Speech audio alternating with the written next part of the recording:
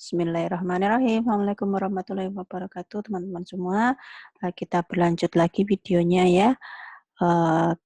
Di video sebelumnya kita menganalisis sensitivitas dari suatu program linier dengan perubahan fungsi tujuan pada variabel non-basis ya.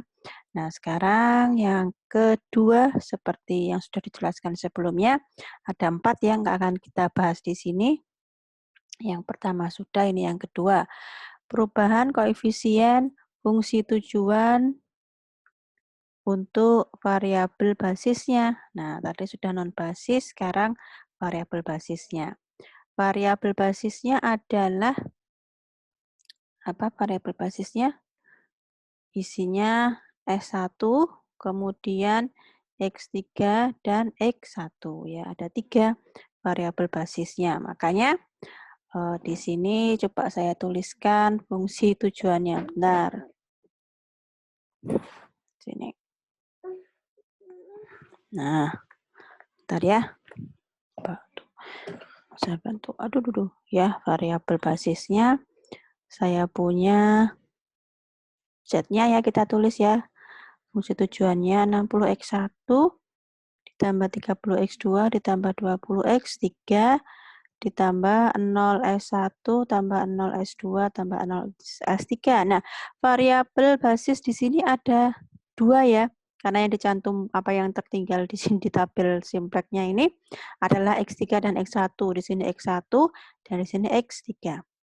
Nah, untuk di video ini saya akan menganalisis sensitivitas atau toleransi dari X1-nya. Ya, dari X1-nya. Nanti kalian coba hitung-hitung untuk toleransi di koefisien X3-nya. Ya, sekarang saya akan menjelaskan yang X1-nya. Oke, sama dengan yang tadi, ini berarti saya mau mengerjakan ini ya. C1, toleransi sampai berapa? Sampai berapa nanti kita bisa tidak mengerjakan ulang kembali dari tabel simplek optimum. Oke, nah sama dengan yang tadi ketika kita menganalisa koefisien fungsi tujuan untuk variabel non-basis, maka kita mengalihkan koefisien variabel basis dengan B inverse-nya. Nah, tetapi bedanya adalah kita langsung pada tujuan utama yaitu C1 tadi sudah berapa sih delta yang kita mau, berapa sih delta yang akan ditoleransi ya, selisihnya berapa, naik turunnya berapa. Berarti di sini saya punya 0, X3-nya itu 20, deltanya adalah 60 plus delta. Ya, jadi kita langsung pada deltanya di sini. Kalau tadi kan yang variabel non-basis adalah ini kita nggak dikasih delta ya, tapi deltanya di bawah. Nah, kalau ini variabel basis tidak. Nah, ini saya kalikan dengan B inverse sama dengan yang video selanjutnya. 1, 2, minus 8, 0, 2, minus 4, 0 setengah 3/2. Nah, ini kita kalikan seperti biasa, maka akan muncul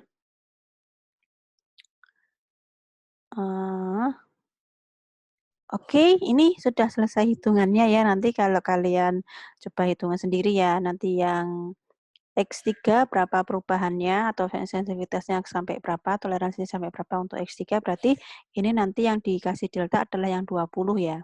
Nah, kalau saya kan yang X1 ya, C1 berarti yang dikasih delta yang 60. Seperti itu. Nah, kemudian kita akan mencari toleransinya sampai berapa. Ya, toleransinya sampai berapa. Nah, untuk itu ini kan ada 3 ya, 3 bagian gini tuh. Nah, 3 bagian ini itu adalah non basisnya. Ya, non basisnya itu tadi apa? X1, salah kok X1. Ya betul. X2, S1, S2 ya. Nah, untuk X2 berarti kan dia kan masih pada fungsi tujuan ini kan masih di sini ya, bukan variabel tambahan atau dia variabel aslinya, maka kita tuliskan sebagai C2. C2 yaitu variabel basis B inverse dikalikan dengan A2-nya dikurangi C2-nya. Ya, A2 ini maksudnya adalah variabel X2 pada masing-masing kendala, pada 3 kendala. Berarti ini ketemunya adalah yang ini kan sudah kita temuin ini toh. Nah, berarti ini saya taruh sini ya, sama dengan di sini 0, 10 dikurangi setengah delta dikali 10 plus 3/5 delta. A-nya berapa? Variabel X2 pada masing-masing kendala. 6, 2, 3/2. Kemudian dikurangi C2-nya berapa itu? 30. Apakah nanti ketika di ini sama? Sama? Ya, sama. Teman kan nanti hasilnya di sini kan beda. Hasil CBV dikali B inverse-nya beda. Nah, ini menjadi 20 min 4 delta plus 15 plus 9/4 delta dikurangi 30 ya.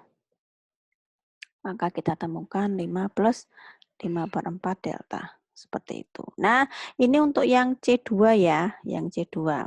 C2 ini adalah yang ini. Koefisien variabel pada X2 ini kan hasilnya adalah variabel apa sih namanya yang di X2, S1, S2.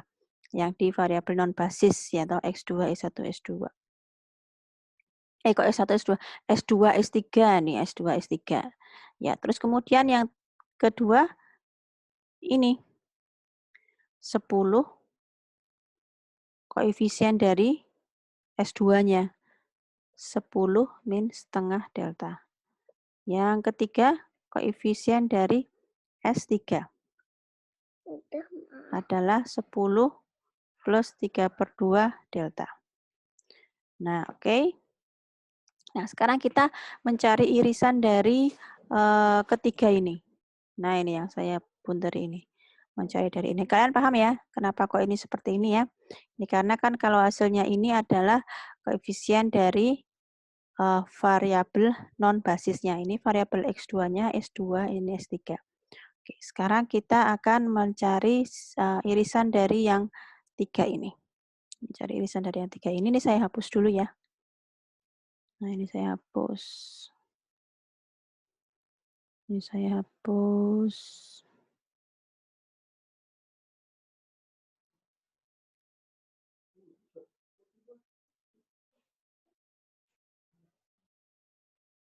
Udah. Gini, yang pertama 5 plus 5/4 delta. Mereka akan optimum atau tabel ini akan tetap optimum ketika deltanya positif. Ada 3 berarti 10 min setengah delta. Kemudian 10 plus 3/2 delta. Oke, sekarang kita kerjakan ini. Min 5 berarti deltanya lebih dari min 4 ya. Sini 10 setengah delta.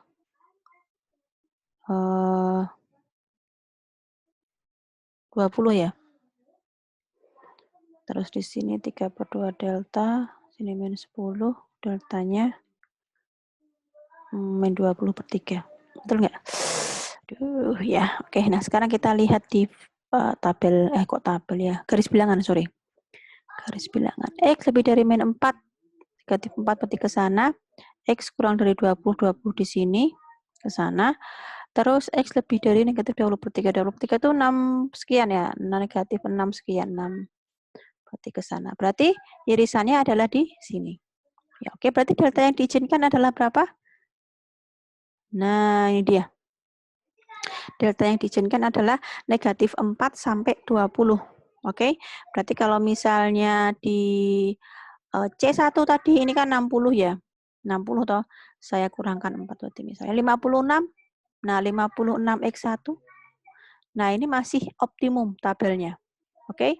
Nah, kalau misalnya saya menguranginya 10 misalnya jadi 50x1. Nah, ini jadi tabelnya sudah tidak menjadi optimum.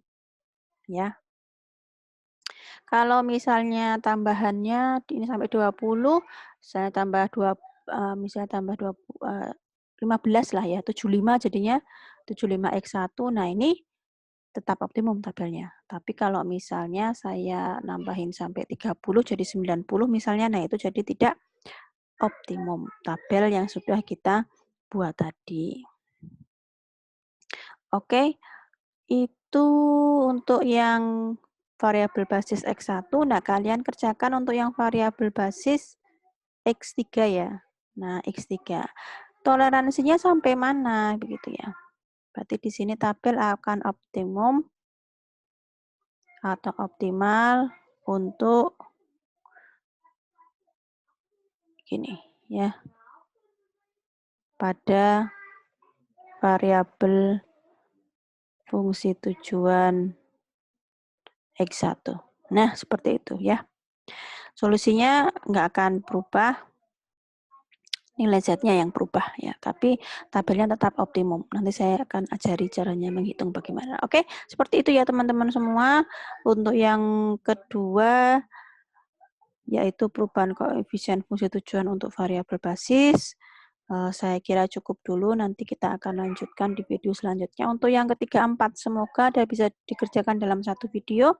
Jangan lupa silakan latihan untuk perubahan koefisien fungsi tujuan yang variabel basis yang X3 ya. Silahkan kalian kerjakan, tidak usah dikumpulkan, hanya sekedar melatih saja. Kalau nonton kan gampang ya, tapi kalau melatih nanti langsung ngerjakan, tangannya gerak, mesti akan berpikir otaknya. Nah, itu ya. Itulah tujuan utamanya ya. Oke, terima kasih. Wassalamualaikum warahmatullahi wabarakatuh.